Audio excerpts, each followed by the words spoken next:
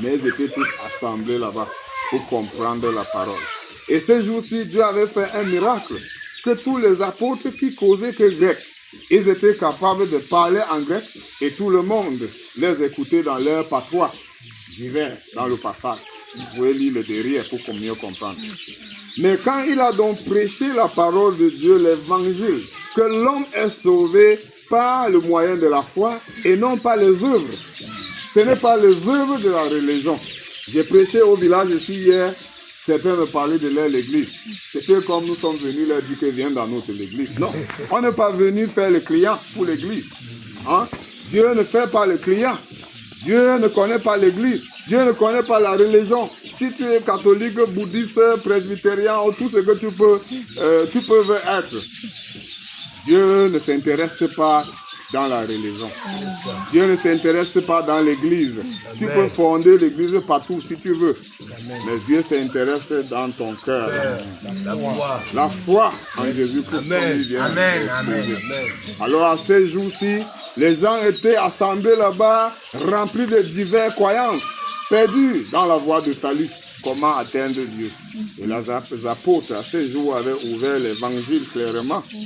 Et ils ont compris que l'homme est sauvé par la foi en Jésus-Christ seul. Amen. Non pas dans la foi dans les rites, les œuvres de religion. Et ils avaient cru en Jésus-Christ ces jours-ci. Donc le mot reçu dans le verset 41, c'est le même mot avec le mot croyant. Donc quoi? Ceux donc qui avaient cru en Jésus-Christ, la Bible nous dit qu'après avoir cru, le verset nous dit, deuxièmement, ils étaient baptisés au nom de Jésus-Christ. Ils étaient baptisés le même jour. Ça veut dire que quand ils ont cru, ils n'ont pas dit, ok, comme j'ai cru maintenant que je n'ai pas demandé mes parents ou mes frères s'ils vont accepter pour que je me baptise ou pas. Non, le même jour, ils avaient obéi le Seigneur dans le baptême. Parce que le Seigneur, lorsqu'il a donné le commandement de la grande commission dans Marc chapitre 16, verset 15. Mettons quelque chose ici et tournons là-bas. Marc chapitre 16, verset 15. Tournons là-bas et nous voyons le commandement que le Seigneur avait donné lui-même. Pourquoi ceux-ci avaient respecté spontanément. Ils n'ont pas dit on va aller s'ajuster, demander les autres d'abord avant de revenir. Marc 16, verset 15. Que quelqu'un nous lit ça. Marc 16. Et il leur dit, allez par tout le monde et prêchez l'évangile à toute créature. Verset 16, oui. Verset 16. 16, pardon. Celui qui croira et sera baptisé sera sauvé. Mais celui qui ne croira point sera condamné. Voilà. C'est le Seigneur Jésus-Christ qui parle ici. Avant d'aller au ciel, avant d'accéder au ciel, d'aller prêcher l'évangile à toute créature, que ce soit son village, que ce soit sa religion, s'il est bouddhiste, il est musulman, le Jésus vient dans bientôt, aucun genre de religion. Jésus ne s'intéresse pas dans tous ces détails d'aller prêcher l'évangile à toute créature. Ce n'est pas seulement aux chrétiens. Il dit, celui qui croira et qui sera baptisé. Notez bien, la première chose, là-bas, c'est croire qui vient en premier lieu. Voilà. Ce mot croire, comme je viens d'expliquer, c'est recevoir. C'est accepter que Jésus-Christ est mon Seigneur et Sauveur. Amen. Voilà. Il dit ceux qui accepteront ou qui croiront. Et quand ils vont croire, qu'est-ce qui va se passer? Ils doivent être baptisés. Voici la deuxième chose. Mais s'ils croient, ils refusent à être baptisés. Ils disent j'ai été déjà baptisé. Comme les autres nous disent. Quand quelqu'un croit, on dit, comme tu as cru maintenant, le Seigneur veut que tu te baptises. Il dit, mais on m'avait baptisé à l'église catholique et on m'avait confirmé quand j'étais grand. Quand tu crois et que tu étais baptisé, est-ce que tu connaissais déjà Jésus-Christ? Non, tu ne connaissais pas. On t'avait baptisé pour la formalité de la religion, les rites. Pour que tu deviennes membre de l'église seulement, peut-être. En tant que bébé, pour que l'église puisse jouir, que bon, dans les moyens, dans le plaisir ou quoi. Mais tu ne connaissais pas encore la vérité. Alors, chaque personne qui croit en Jésus, que qu'en soit sa religion, que qu'en soit son tribu, que qu'en soit sa taille, sa position sociale, même si c'est un gouverneur ou un président de la République, Jésus-Christ dit qu'il doit être baptisé. Qu'est-ce que le baptême, vraiment? Pourquoi il doit être baptisé? Le baptême, c'est l'alliance avec le Seigneur. C'est entrer dans le mariage avec le Seigneur Jésus-Christ. Une femme qui aime un homme et un homme qui aime une femme et s'engage doit se marier devant les hommes avec les bagues. On doit taper le mariage. Alléluia. Amen. Amen. Ça veut dire que celui qui se baptise est en train d'entrer dans l'alliance avec le Seigneur Jésus-Christ pour l'éternité. Amen. Et ce n'est pas le baptême qui lui sauve. Notez bien qu'il a cru. Quand quelqu'un croit, il devient enfant de Dieu. On a vu dans Jean chapitre 1, verset 12. Et quand il est enfant de Dieu, maintenant il entre dans le baptême pour l'alliance. Pas parce qu'il veut être enfant de Dieu. Donc si dans ton cœur, tu veux te baptiser parce que tu veux devenir enfant de Dieu, je te dis ce matin que non, tu as mal compris. Le baptême ne fait pas quelqu'un un enfant de Dieu. Le baptême ne lave pas le péché. Certains ont dit, je vais aller au pasteur pour qu'il me baptise, pour que l'eau lave mes péchés. Non, non, non, non, non, non. L'eau ne lave pas le péché. C'est le sang de Jésus-Christ qui lave le péché. 1 Jean 1, verset 7, la Bible dit, et le sang de son Fils nous purifie de tout péché. Le sang de Jésus-Christ, pas l'eau. Donc le baptême, donc, c'est l'alliance avec le Seigneur Jésus-Christ. Le baptême, c'est l'identification d'un croyant avec Jésus-Christ par sa mort, son enterrement et sa résurrection.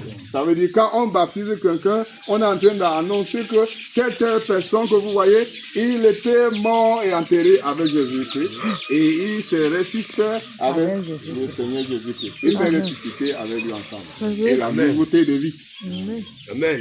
Le baptême, donc, c'est quoi? C'est une déclaration à tout le monde que désormais, je ne suis plus avec eux. Je suis avec Jésus.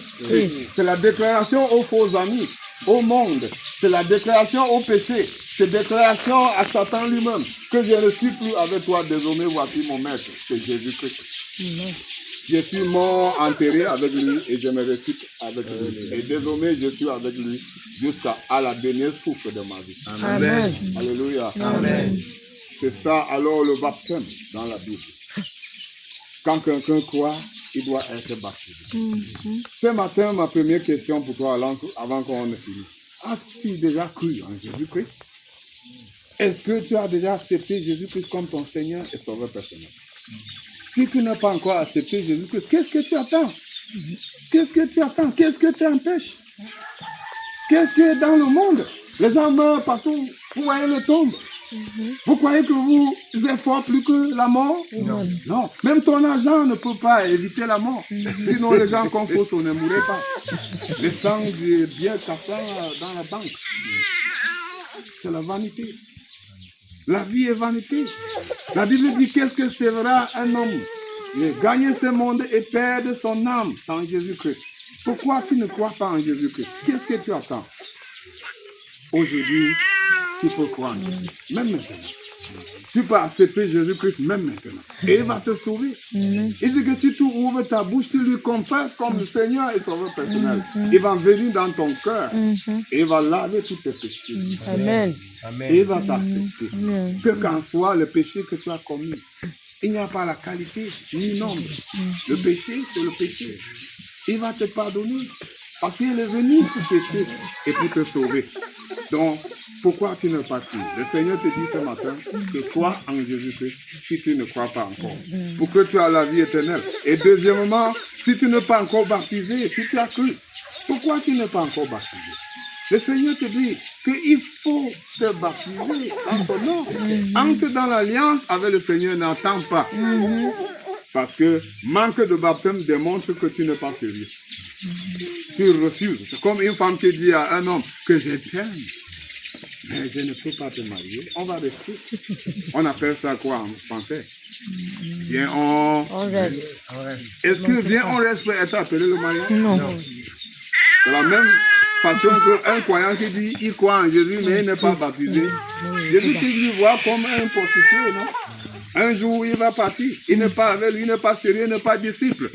Quand on est baptisé, on se fait disciple de Jésus-Christ. C'est le début d'un changement de la vie totale. Ça veut dire, désormais, je suis avec lui, bango, bango, jusqu'à la mort. Et le Seigneur Jésus-Christ dit, suis-moi.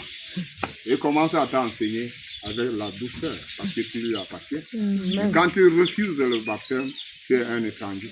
Il ne va pas te refuser sa nourriture, il va te donner. Parce qu'il est un bon Seigneur. Mais tu ne lui appartiens pas encore. Peut-être, mais que si tu meurs sans être baptisé, est-ce que tu iras en enfer? Non. Si tu as accepté Jésus-Christ, tu iras au ciel. Mais tu seras mort comme un enfant de Dieu rebelle. Tu manqueras de récompense. Si tu as cru en Jésus, le Seigneur t'exhorte ce matin d'être baptisé. Même si tu as cru maintenant, je veux te baptiser. Parce que dans ce passage, s'il vous plaît, notez bien que ceux qui avaient cru le même jour, ils ont été baptisés le même jour, le même moment. Et il y avait combien dans notre passage? Regardons notre passage. 3000 âmes, le même jour, ont été baptisés. Je veux dire que même s'il y a 100 aujourd'hui dans ce village, on va baptiser. Parce que le Seigneur veut qu'il soit baptisé. On ne va pas refuser. Même si tu crois maintenant, tu ne savais pas, tu viens de comprendre l'évangile et tu as cru maintenant, on va te baptiser. Parce qu'on ne voit pas des jours qu'ils ont passés. Sinon, c'est immédiat. Quelqu'un peut dire, ouais, je ne comprends pas encore, je vais aller apprendre. Non, il n'y a pas de problème. Mais ne fais pas l'erreur sans être baptisé. Parce que être sans baptême, c'est le péché dans la vie. C'est le péché. Amen. Et quand ils étaient baptisés, à la fin, le passage, regardons notre passage encore. Quand ils se sont baptisés, le passage du verset 42, or, ils persévéraient dans la doctrine des apôtres, dans la communion, dans la fraction du pain et dans les prières. Ils persévéraient comme nous sommes venus ensemble comme ça. Ça veut donc dire, dès que tu es baptisé, ou tu seras baptisé, tu te feras membre de cette communauté de croyants. Et tu vas commencer à persévérer. Le mot persévérance est très important dans cette verset. Qu'est-ce que la persévérance? C'est avancer dans la croyance, accepter à partager